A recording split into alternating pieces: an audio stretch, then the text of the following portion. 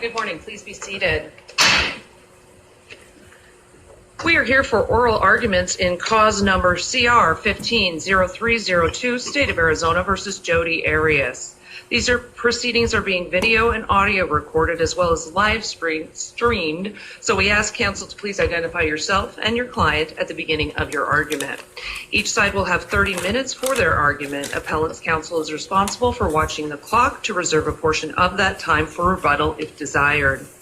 Also, we have read the briefs, we have conferenced this case, we are familiar with the facts and the evidence presented at trial. Please take that into account when formulating your presentation.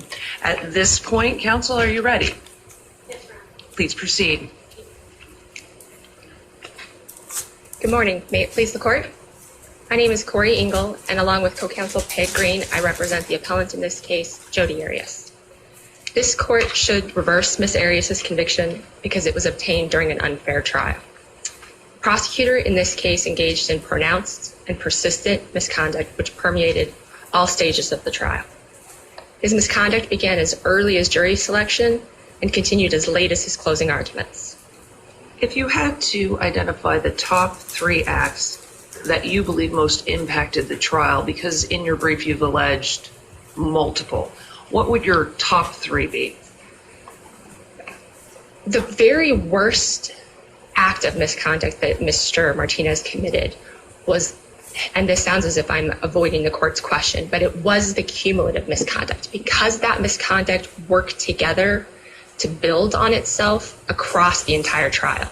He had a theme that he was working from and a goal he was working towards, and he used his misconduct with each one of the witnesses to keep working towards that goal in his closing argument, and then he capitalized on it at that point. So it truly is the cumulative error in this case, the synergistic effects between the different kinds of misconduct that was committed, that is the worst misconduct here. Define what you refer to as the theme. You said he had a theme to work on. I want to hear what your definition of the theme is. The theme in this case was nobody in this trial is telling you the truth or should be trusted except for me. I am the only person here who is above board, who is ethical. He made every one of the defense experts out to be a person who had a relationship with Arias and who had been hiding evidence and who had changed evidence based on their feelings for Arias. He alleged that the defense was fabricating their case, and in his closing argument, he hit on that theme again. And he even went so far as to argue that everything that came from one of the witnesses was nothing but contaminated filth. So the theme in this case was, everybody else you should ignore except for me, and not because of the evidence, but because of the prejudice and sympathy that he attempted to invoke in the jury against those witnesses. There were suggestions, there were assertions, I believe, that experts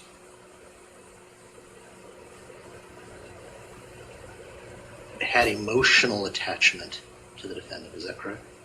That was certainly Mr. Martinez's accusation. Give me your best assessment of the premise for that. Mr. Martinez's premise for that? The assertion is you have feelings for her. Wasn't that the assertion? Give me the state's basis for that. Well, the state's basis for that was a misleading cross-examination in which he used the fact that an expert who routinely, like a psychiatrist or a psychologist who routinely meets with people who are in jail and sends them books, that simple act that he commits with every person that he meets with was enough to assume an actual relationship and feelings for this particular defendant.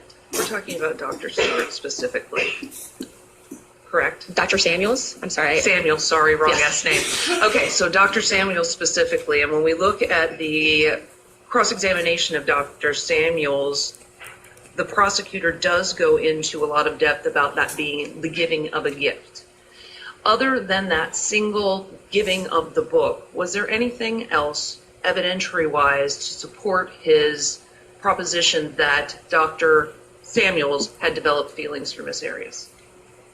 Other than his own assertions, no, that was it. He did attempt to get Dr. Samuels to define the definition of compassion and whether he felt sorry for Ms. Arias. And the doctor repeatedly said, no, I don't feel sorry for Miss Arias.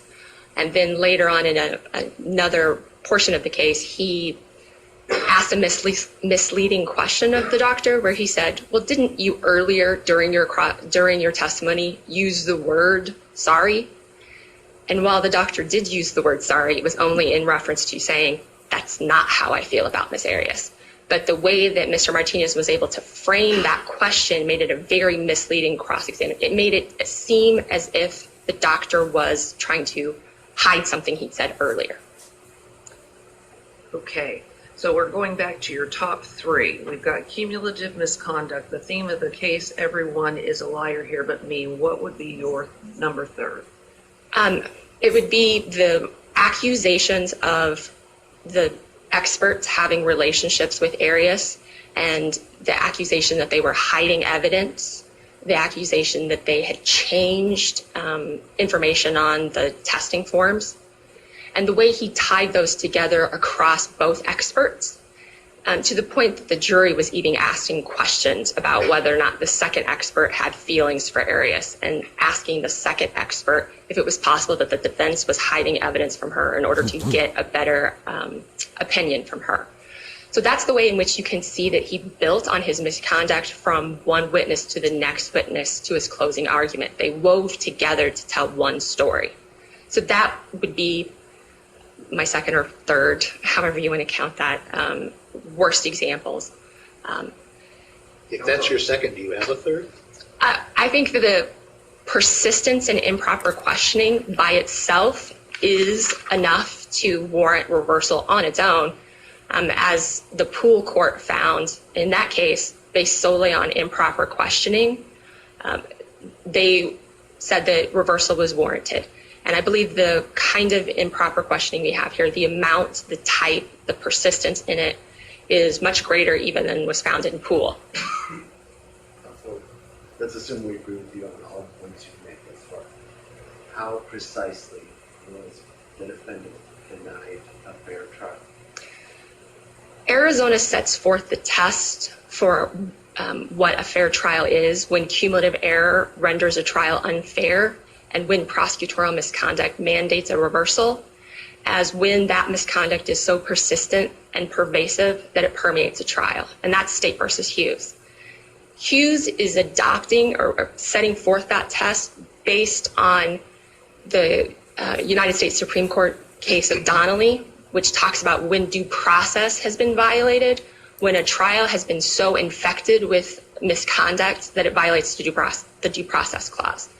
So that's one of the basis from which the Hughes decision comes. The second is that it's adopting the language from Berger, which is also a U.S. Supreme Court case, on pronounced and persistent misconduct that permeates the entire trial. That's the test. That's the four corners of when do we have to reverse for prosecutorial misconduct. Are you suggesting that prejudice is presumed here under the third prong of Escalante? Yes, I am. And aren't you also saying in that same, by drawing that conclusion, aren't you saying that there's a structural error? Yes. But okay, let's talk about it.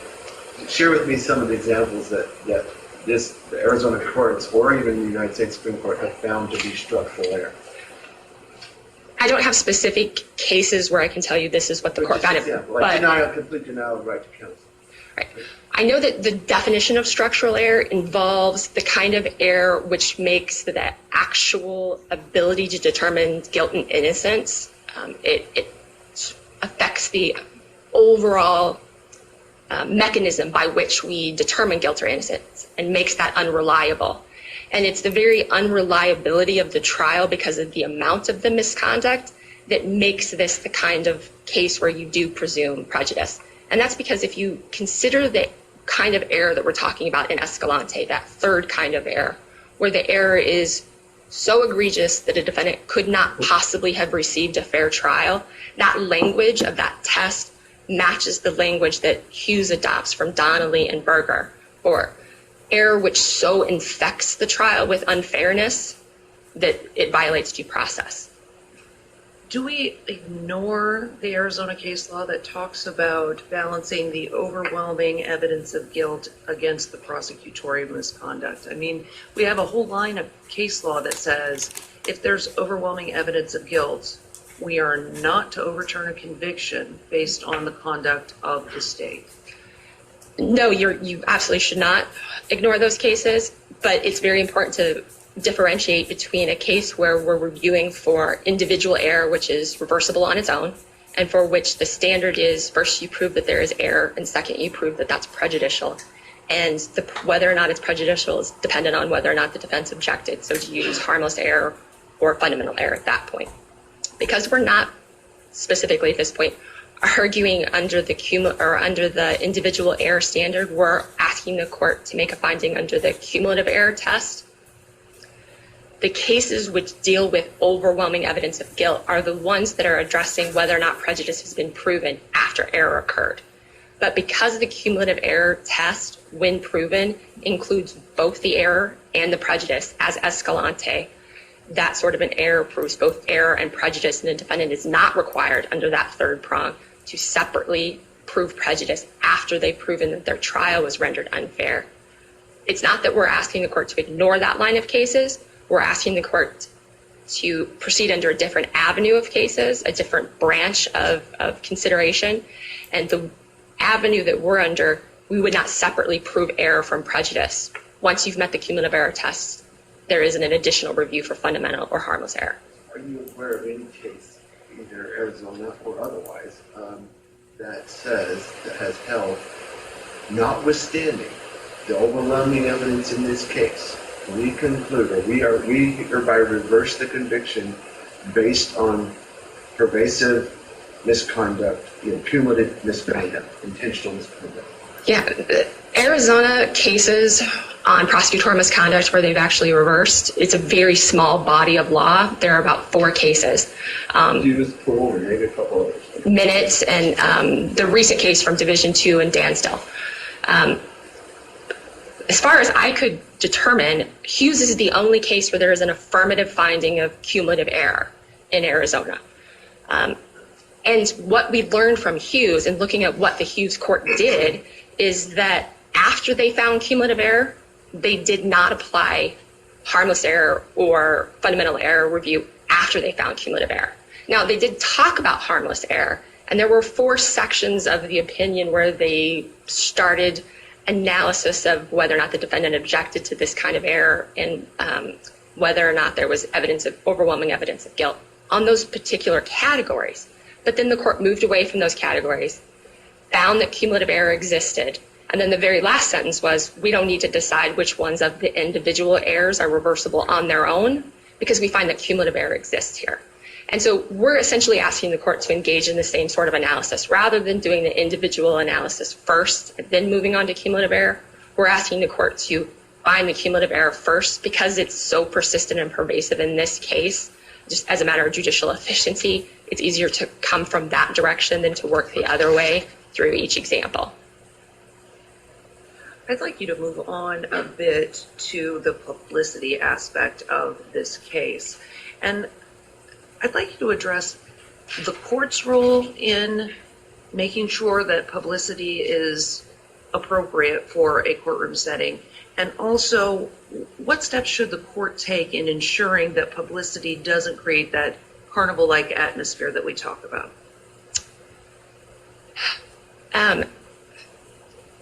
The defense requested that the court sequester this jury. That would have been the best way to minimize the worst effect of the carnival-like atmosphere. It may still have continued, and you still would have seen the effect that this atmosphere had on, for instance, the witnesses who were being harassed and threatened, or the defense attorneys who were receiving death threats and were being followed from court to dinner at night and having their photos taken.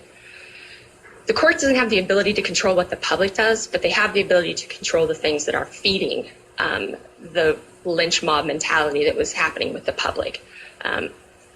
They can control whether or not the jury is impacted by that by sequestering the jury if it's necessary. When we talk about the impact on the jury, Judge Stevens was quite careful to questioned them often about their exposure to the media, etc. And they all assured the judge that they could remain fair and impartial. When we look at what defense counsel did, Judge Stegeman asked, do you want the cameras out of the courtroom? Defense counsel said no. There is one instance in over 60 days of the guilt phase of this where defense counsel said, yes, we'd like the cameras out of the courtroom. And the judge said, can you put that request in writing, which defense counsel did not do. So given that, how do we address the challenges you've brought up regarding the carnival-like atmosphere of this case that you've alleged in your briefing? Well, separately and apart from asking for relief purely based on the publicity portion of the case, we're asking also that the court consider the way in which the prosecutor's behavior fed into and capitalized on that publicity. If we consider the prosecutor's behavior in churning this publicity, don't we also have to look at Ms. Arias's engagement with the media? Because in my review of the record, it appears that she began courting the media. After Ms. Arias was appointed counsel, I believe there was one interview that she gave, and that interview was on the day that she found out she was eligible for the death penalty. So, and she certainly wasn't standing on the courthouse steps signing autographs with fans or taking photos with fans. No, she was giving an individual interview in a private interview session with members of the media. And it's not to say that there isn't some consideration of that. Obviously there should be. Counsel, you say some consideration. Didn't the defense approach the judge at one point and say that they were struggling because it appeared Ms. Arias was attempting to try her case in the media? I don't remember that specific statement, but I take the court at your word that that's what. I just don't have a memory of that. But assuming that was true, was it pervasive at the start with Ms. Arias? Getting out in front of the media as much as she could? There were 3 interviews given, 2 of which were before she had counsel, and 1 of which was afterwards, and was the day that she found out she was eligible for the death penalty. So to say that Ms. Arias was the one that was courting the media, I don't know that I don't believe that the record supports that. I believe that. For a moment, though. Yes. Ms. Arias also voluntarily gave an interview after a verdict was returned, did she not? Yes, that was the day that she found out that the. Okay, yes, so we're talking about, and I just want to clarify that happened at the end. So we have 2 before and 1 at the end. So it doesn't appear that she ever gave up on her desire to get her story out. I would disagree with the court respectfully on that, because given the amount of media attention and the amount of the fact that there were no interviews during the trial shows that there was some control over whether or not Ms. Arias was courting the media. If Ms. Arias really wanted to be in the media, she could have been doing interviews nonstop. But what we had was a definite lull as soon as she had counsel, which there's nothing in the record to support this, but as a defense attorney, my understanding would be that the very first thing you do is explain to your client. How, as an appellate court, are we supposed to parse out which party's actions contributed to the interest in this case, leading to what you allege was a carnival-like atmosphere? Well, there's only one party in it when we're talking about the difference between Ms. Arias and Mr. Martinez that has an ethical duty not to try his case in the media. And that's not Ms. Arias. That's Mr. Martinez. Agreed. But we'll put the ethical issues aside and we'll discuss those in the context of prosecutorial misconduct. Let's talk about when you make a challenge about publicity. Right. How do we determine from a cold record who was at fault for churning the publicity bandwagon, so to speak? I'm not sure that the court, there's any mathematical formula that the court could use or apply to say, well, because Mr. Martinez did this many acts in front of the public and Ms. Arias did this many acts in front of the public, we can therefore say it's a balance. What the court has to look at is who had the greater ethical duty, who benefited from the media attention. Because Counsel, isn't it kind of ludicrous to sit down and say that we can look at the conduct of Ms. Arias, and we can look at the conduct of Mr. Martinez and apply no standard, but just simply assume that the one did greater damage than the other when she's out there telling the story as widely as he's doing what he's doing in the courtroom? Well, again, I would disagree that Ms. Arias was as widely as Mr. Martinez spreading her story. I disagree that she was doing so during the trial. She did not. Mr. Martinez did. Ms. Arias did not tell the court when the court questioned about the unfairness of signing autographs on the courthouse steps, as Mr. Martinez did. His response was, it wouldn't matter even if the jury did see it, and it's not misconduct if I do it outside the courtroom. Ms. Arias at least responded to, I'm assuming based on when the interview stopped, responded to her advice of counsel to stop doing interviews. And I wanted to go back to a point that the court made earlier about whether or not we can trust that the jurors didn't, when the court was asking the jurors whether or not they had actually been affected by the media in this case. And given that they said numerous times that they hadn't, whether we should trust that. First of all, we know that there is case law that indicates that at some point you don't necessarily keep assuming that the jurors are being accurate, that they have had no impact by the media in the case. And you especially shouldn't on this record when you have at least one juror who, when the court was considering whether or not they would strike her the next day, she went home. She came back in tears the next day because when she got home, her husband had let her know that based on the news coverage, she might be struck. Then the court asked her, oh, you're not supposed to be watching the news. Oh, I'm not watching the news. Nobody's telling me about the news. So we don't always get a precisely accurate response from jurors who know that if they say that they are watching the news or they have been impacted, that they're going to be struck from a jury that they've been sitting on for quite a long time and don't want to be struck from. And that's one specific example that we actually have in the record, not an assumption that I would ask the court to make, but an actual fact in the record to support the fact that the jurors were not accurately reporting whether they were affected. That juror had additional issues that were not disclosed during voir dire, and when we look at what the substance of her testimony was, it was questionable to begin with. So striking her was the appropriate course of action for the court, agreed? Right. Absolutely. And did that not cure the issue? Yes, and I wasn't bringing up that particular juror to argue that there's some sort of reversible error with regard to that, but only in that is an example of the way in which jurors believe that they are truthfully and accurately portraying to the court that they've not been impacted by the news or the media or anything that's happening outside the courtroom, but when in fact they are, and that they're answering the question so that they can stay on the jury. If we were to accept that premise, would it not undermine our entire jury system? If you did it in an average case where a jury wasn't asked as many times as this jury was, whether or not they could still be fair and impartial. If you did it in a case where this jury was actually escorted back and forth from the courtroom by SWAT members.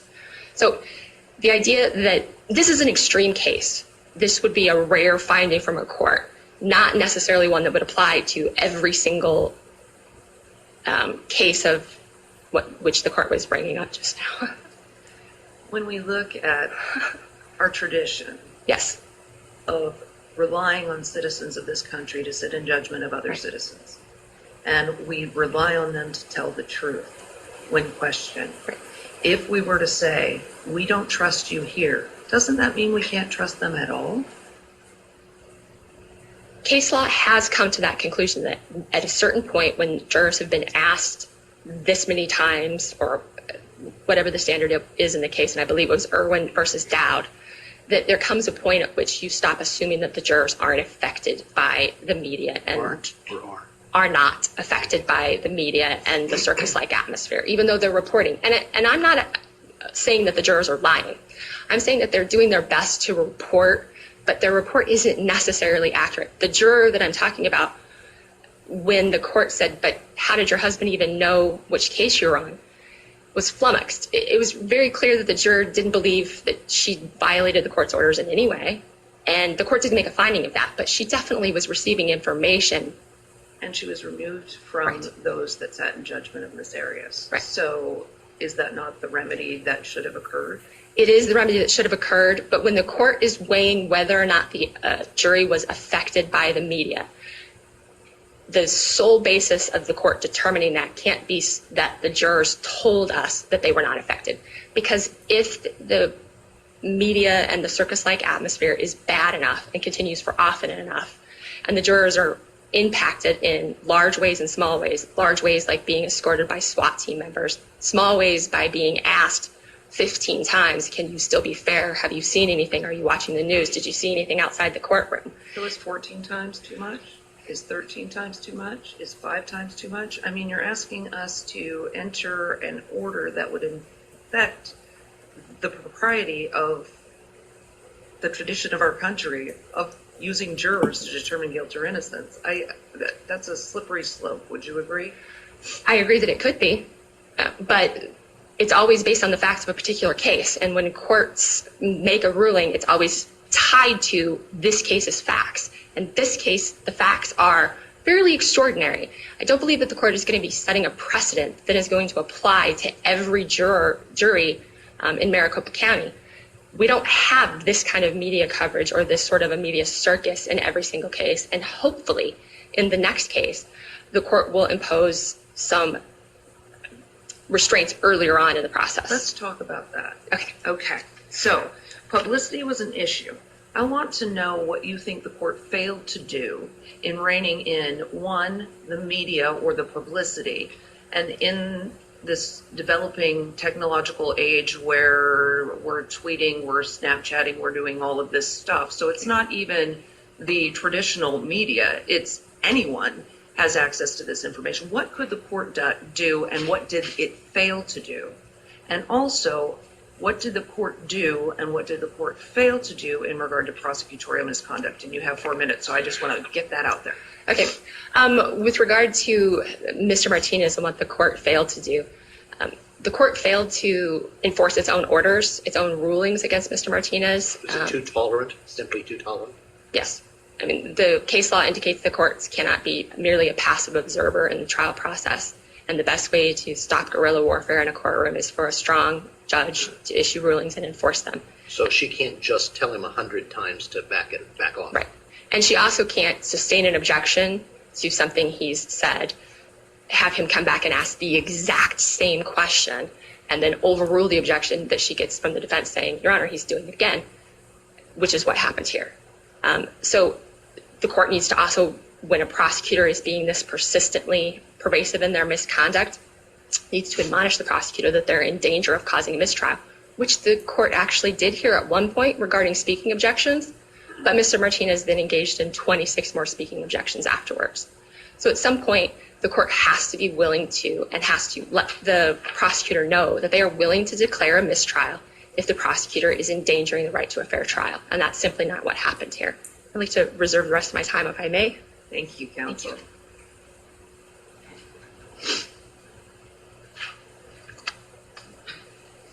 Good morning. Good morning, Your Honors. Terry Chris for the state of Arizona. State versus Johnson from our Arizona Supreme Court says, to prevail in a claim of prosecutorial misconduct, a defendant must demonstrate that the prosecutor's misconduct so infected the trial with unfairness as to violate due process. Mr. Chris, before we get started, I'm looking at page 99 of your brief. Let's get started there. The state submitted a brief, and at the top of the heading says, the prosecutor did not engage in misconduct. Do you stand by that statement? Yes, Your Honor. Misconduct as defined as the violation of due process by these cases. So we have both the state Supreme Court. So you believe it only is misconduct if it affects a defendant's right to a fair trial due process. That's the only time we should consider misconduct.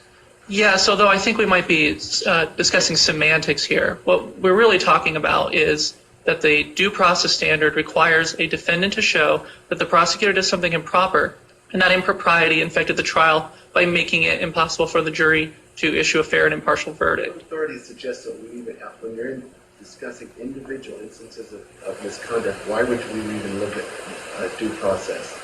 The authority was authorities suggest that. Donnelly and Darden from the U.S. Supreme Court. So, Arizona, let's talk about Arizona law. so Arizona law is admittedly a bit inconsistent on this question because when Arizona authority talks about prosecutorial misconduct, almost every case opens with the due process standard. And then some of the cases talk about individual instances, but then ultimately reviews them for the cumulative standard. Then, So- Mr. Chris, let's go back. If we take a more narrow definition of prosecutorial misconduct, okay, and we say conduct engaged by the prosecutor that violates the rules of evidence and ethics, under that definition, do you believe that your statement that the prosecutor in this case did not engage in misconduct is true? We would argue that the prosecutor may have done some things that violated rules occasionally, and the court sustained objections when that was appropriate. When we say occasionally, are we talking once, twice? I don't have a number. I don't have a number for you, but I would say in a 6-month What about trial. the fact that there was 39 objections sustained on argumentative questions to the defendant? 39 times. 39 in context of a No, 6-month-long but trial. sustained, though. Not just objections made, sustained. In the, How does that not register into the prosecutor's mind that something may be off in my questions? well, perhaps it should. Ultimately, the mental state of the prosecutor is not relevant to this analysis. The defense is not raising a Poole claim here. It is only raising a claim of prosecutorial misconduct. And the intentionality of the prosecutor simply isn't relevant to whether the jury was prejudiced. So if we accept your proposition, let's go on to question 11 in the questions we set out for you. What steps, if any, might a court take to constrain a prosecutor's conduct inside the courtroom during the proceedings if there is overwhelming evidence of guilt? What is a court to do if a prosecutor becomes, rather than the minister of justice and the finder of truth, and becomes an actor on a stage who is loving publicity instead of doing the job of getting to justice? I think there are several things the court can do. The court can do what this court did and sustain objections when appropriate. The court can admonish the prosecutor. Ultimately, if the court finds that the trial is not prejudiced, but the prosecutor's conduct is out of line, it can do the same things an appellate court can do. State versus Valdez tells us exactly what this court should do in that circumstance, which is to affirm the conviction and then to refer the prosecutor to bar proceedings if that's appropriate. But what the court can't do is declare a mistrial when there's no prejudice to the jury. Okay, so let's go to a statement made by the prosecutor at the bench on April 2nd, 2013. They're in a discussion, and the judge is there, Ms. Willamont is there, and Mr. Martinez basically insults Ms. Willamont, talking about if he were married to her, which is an inappropriate basis to object, to discuss. It also calls into account her gender, which is inappropriate, and he also used an expletive, which would, in my experience, get you expelled from most courtrooms. How do you even defend that kind of conduct in this context of a death penalty case? I don't think that comment was appropriate in the slightest. However, the jury did not hear it. And ultimately, what this court is deciding is whether the trial was fair. So it's only about whether or not the jury hears it. Yes. So when a prosecutor walks up to the bench and engages in vulgarity to a judge, that's okay. That's That's okay, as long as he says it just loud enough that it doesn't get all the way to the jury box. No, it's not okay at all. It's just a question of remedies, and the remedy is not to reverse the conviction. That's what every case on the subject has said. We don't punish prosecutors by reversing convictions. So, Mr. Chris, what do we do when somebody engages in a persistent course of shenanigans that goes flying in the face of the rules of ethics and in the face of the rules of evidence? Would you agree with me that unless you have a strong basis in evidence to support an inference that one of the expert witnesses is having an inappropriate relationship with the defendant, unless you have a basis in actual fact, that inference is inappropriate and in violation of the rules? If that's what occurred, I would agree, but that's not how I read the record. Tell me how you read the record, because I'd like to understand. So when he uses the word feelings, he's not referring to some kind of romantic attachment. He's referring to Dr. Samuel's discussion about compassion. And this comes from an earlier discussion where Dr. Samuels had done several things that later the state's expert was going to come up and say were inappropriate. There's a line between therapeutic treatment and evaluation. Show us that in the record. That Halsey and Lynch and a variety of other cases are clear that we don't reverse convictions to punish prosecutors. So going into the case, because the prosecutor knows what his or her evidence is going into the case. So they have free reign, absolutely free reign in a case, because there's nothing an appellate court can do to reverse that conviction. And not that we would want to, but of course not. That would be detrimental to victims, to the society, to the judicial system. But what prevents a prosecutor? What is this? What measures are we looking at to stop a prosecutor from thinking in the back of his or her mind that they can engage in this type of behavior, and no matter what happens, I'm not going to get first? Disciplinary sanctions are the appropriate remedy for that. I think correct. I think it's important to keep in mind, especially in a case with overwhelming evidence, that we have a conviction, and if we think, for purposes of this question, and then of course it's also our argument, that the jury was not prejudiced, then ultimately the trial was fair. And so if the prosecutor does improper things that nonetheless result in a fair trial, then it would be a greater miscarriage of justice to reverse the conviction and let a person go free who was convicted by overwhelming and fair process. So I want to make sure, and I'm going to pin you down on this. You agree that improper conduct was engaged in on the part of the prosecutor in this case? There are some instances, yes. Not as many as the defense argues, and none that resulted in jury prejudice. Can I ask, not as many,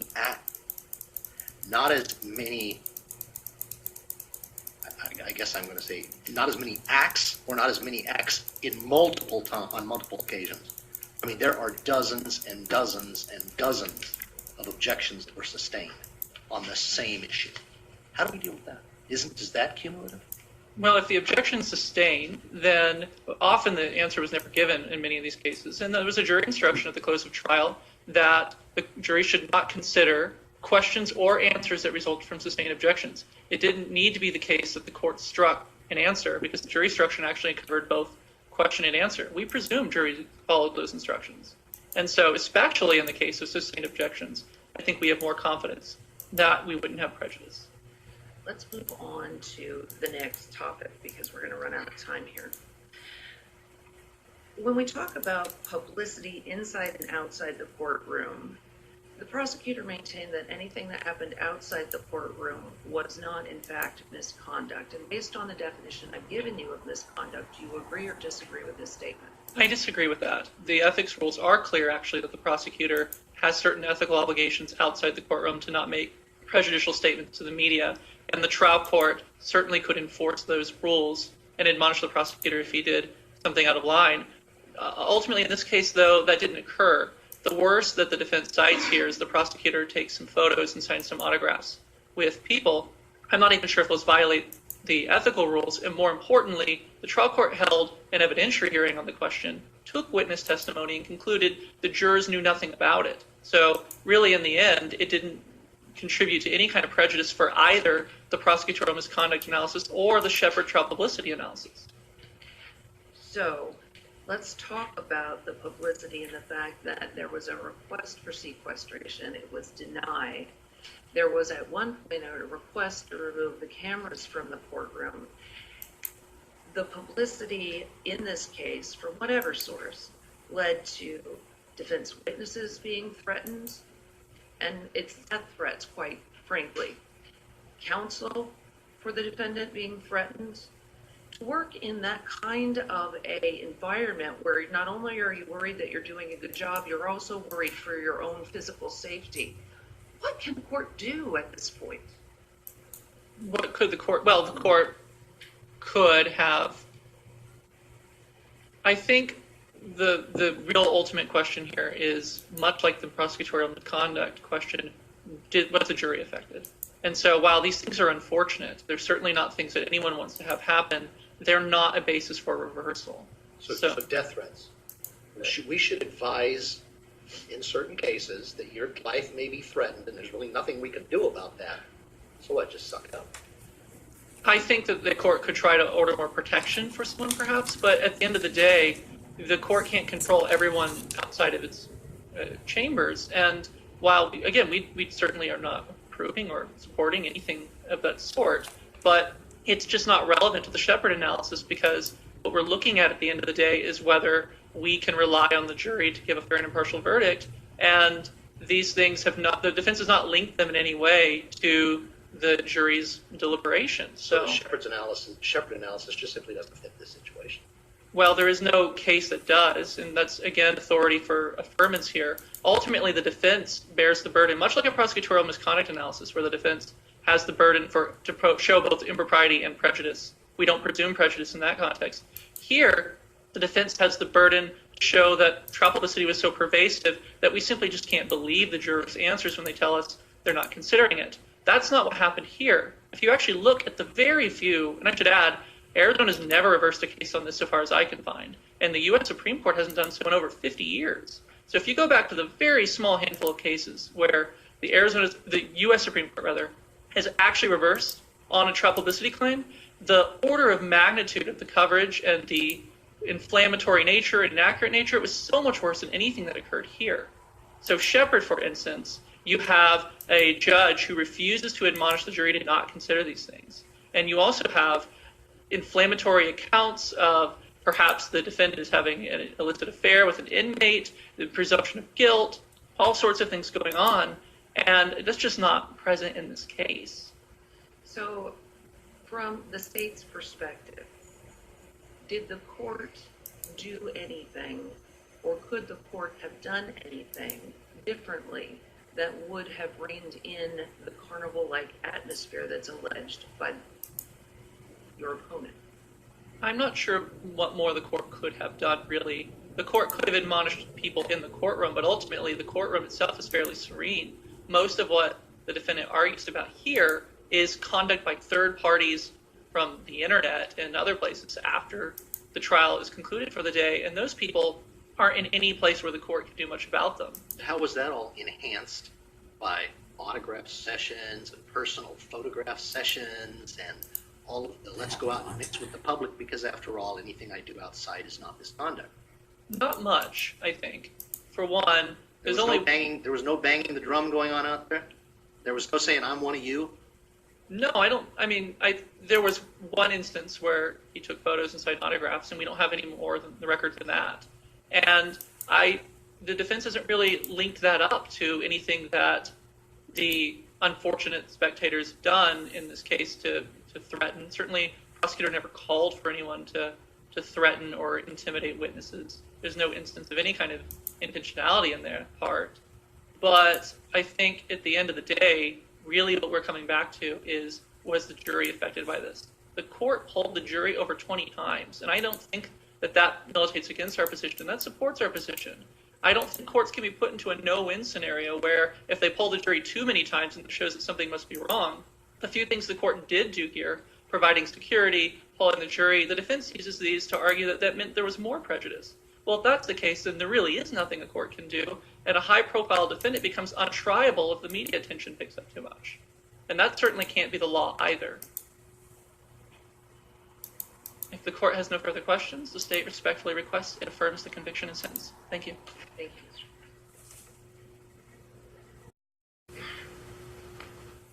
Your Honor, first I would like to address the court asked the question about whether remedy is required for intentional and pervasive misconduct.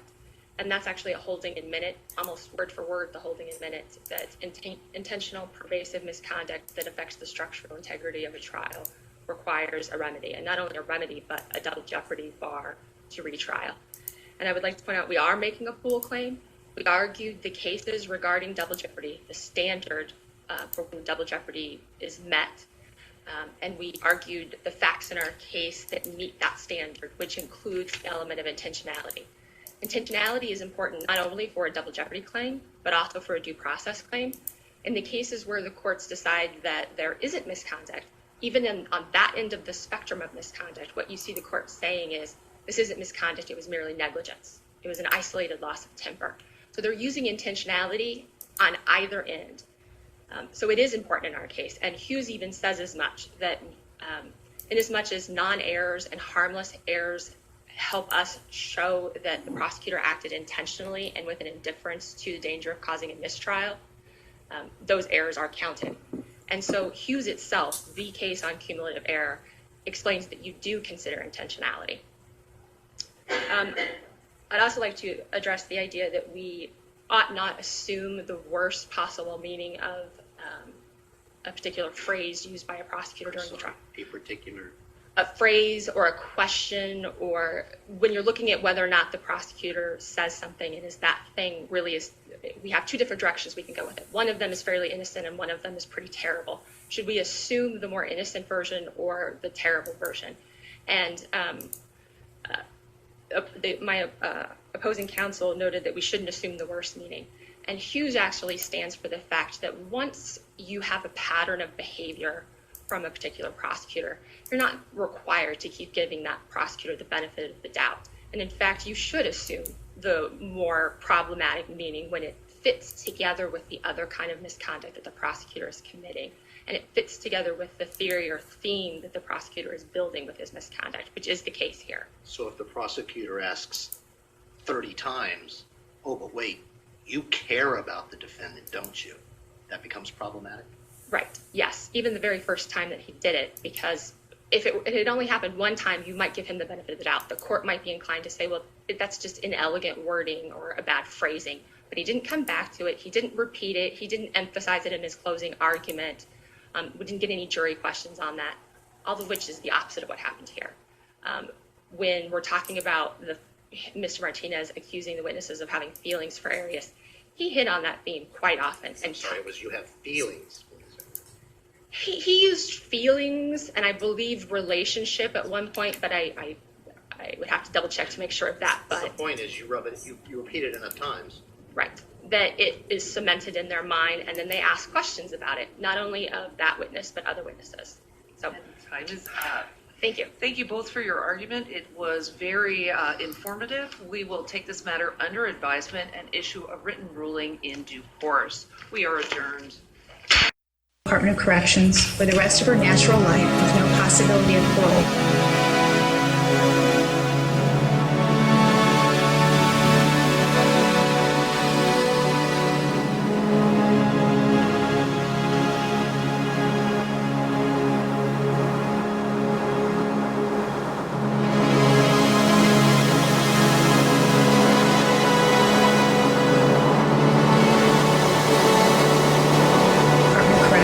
For the rest of her natural life with no possibility of parole.